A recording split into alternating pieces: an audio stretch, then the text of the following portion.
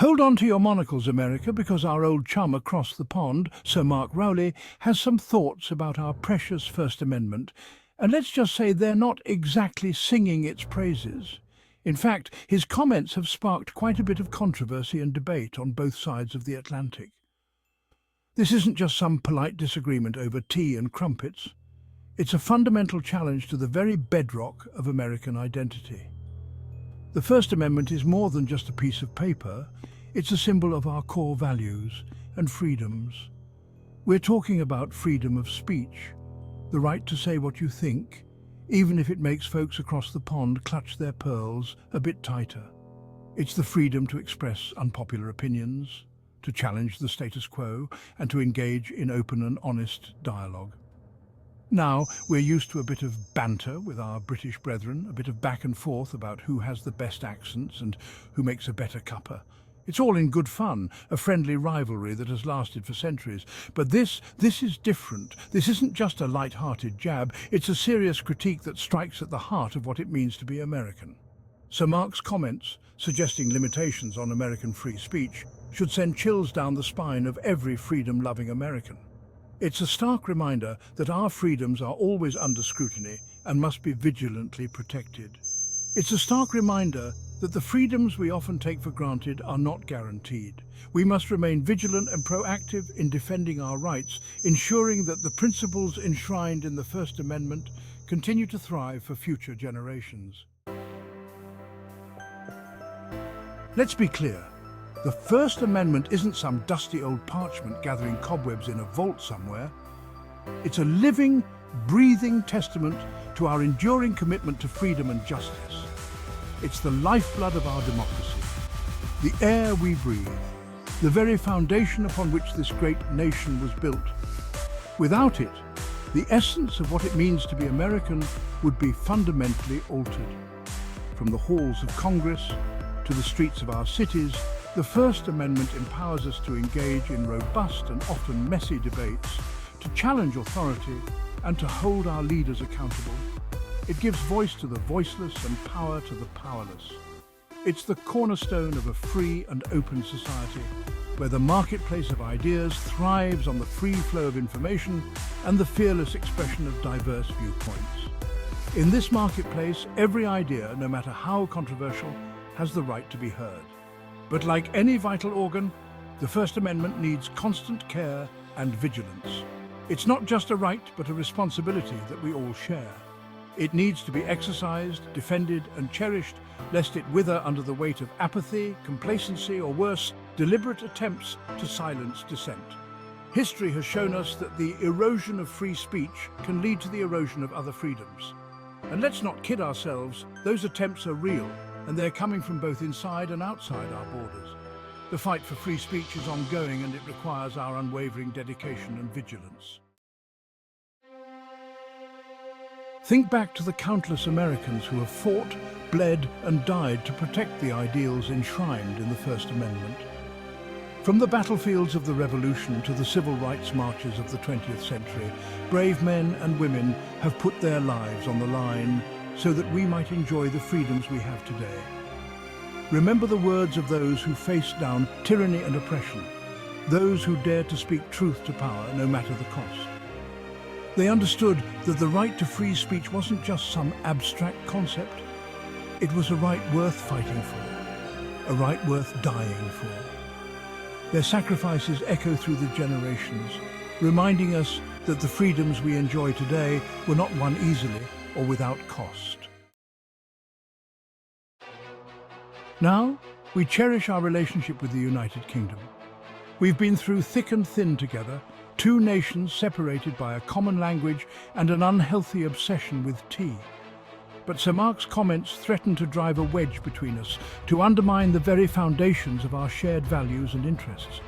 What message does this send to the world, to our allies and adversaries alike, when a leading figure in one of our closest allies seems to disregard the very principles upon which our alliance is built?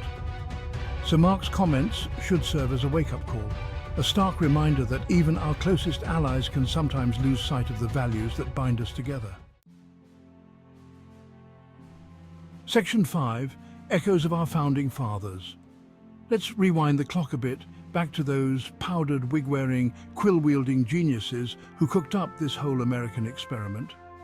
They knew a thing or two about tyranny, about the dangers of unchecked power, about the importance of giving the people a voice. Thomas Jefferson, the dude who penned the Declaration of Independence, once said, "Our liberty depends on the freedom of the press, and that cannot be limited without being lost." These weren't just lofty words from a bunch of dead white guys. They are as relevant today as they were over 2 centuries ago, a timeless reminder that freedom is not a spectator sport. Section 6. A dangerous precedent. If we allow Sir Mark's comments to go unanswered, if we fail to defend our right to free speech with the same fervour and determination as those who came before us, we risk setting a dangerous precedent. We risk normalising the idea that free speech is negotiable, that it's a privilege to be granted or revoked at the whim of those in power. The beauty of the First Amendment, the genius of our founding fathers, is that it doesn't distinguish between popular speech and unpopular speech.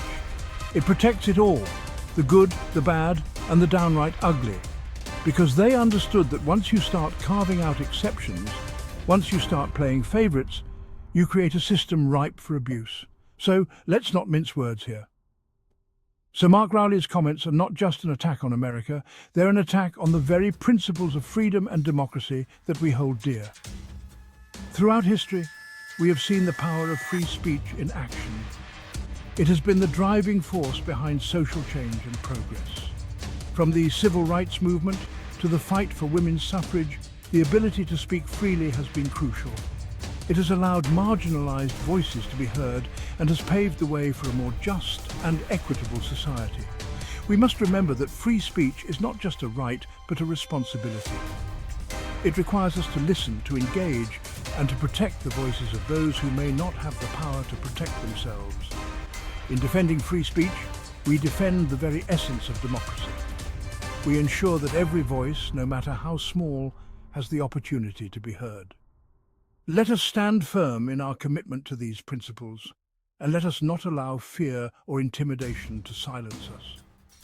For in protecting free speech, we protect the foundation of our freedom and the future of our democracy. Section 7. The erosion of trust. Sir Mark's comments, while perhaps unintentional, have chipped away at the bedrock of trust that underpins the special relationship between the US and the UK. This trust, forged over centuries of shared history, values and sacrifices, is not so easily mended. When a nation that prides itself on being a bastion of liberty seems to question the very foundation of American freedom, it sows seeds of doubt and discord. It makes one wonder if our closest ally truly understands the values we hold dear, the values that have defined us as a nation since our inception. This erosion of trust, if left unaddressed, could have far-reaching consequences. Section 8.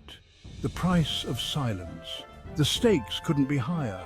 Our silence, our inaction, in the face of this assault on our fundamental freedoms would be a betrayal of our heritage, a disservice to those who fought and died to secure them. It would be a signal to the world that America, the land of the free and the home of the brave, is willing to compromise its values for the sake of expediency or to appease those who fail to grasp their significance. But that's not who we are. We must raise our voices, make our opposition known, and defend our right to free speech with the same unwavering conviction that has defined generations of Americans before us. Section 9. A call to action. This isn't the time to sit on the sidelines, folks. This is a time for action, a time to channel the spirit of our founding fathers, a time to remind the world what America stands for. Write to your representatives, make your voices heard in the halls of Congress, let your elected officials know that you will not stand for any attempt to erode our First Amendment rights, whether from within or outside our borders. Support organizations dedicated to defending free speech, to fighting censorship, to ensuring that the marketplace of ideas remains vibrant and open to all. Section 10. Defending our birthright. The right to free speech isn't a gift from the government. It's our birthright as Americans, enshrined in the very fabric of our nation. It's a right that has been fiercely defended for over 2 centuries, and it's a right that we must continue to defend with the same unwavering resolve. Let's be clear. We will not be silenced. We will not allow anyone, whether foreign or domestic, to chip away at the freedoms that define us as a nation. This is our promise, our pledge, our unwavering commitment to the ideals that make America the greatest nation on earth.